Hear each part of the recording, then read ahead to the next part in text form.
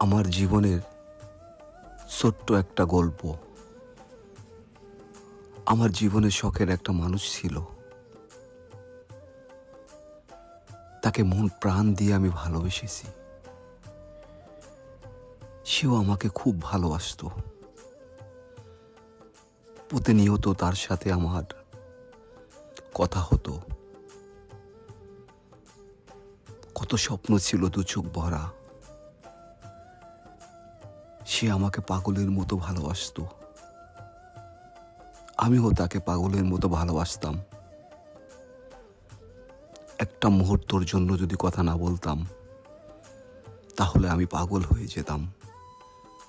সেও আমার জন্য পাগল হয়ে যেত। কিন্তু শেষ মুহূর্তের জন্য তাকে আমি একটা রিকোয়েস্ট করেছিলাম, প্লিজ তোমাকে আমি একটা নজর দেখব,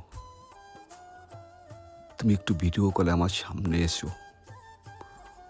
কতটা আফসোস না ছিল আমার, ভিক্ষুকের মতন তার কাছে কতবার অনুরোধ করেছি।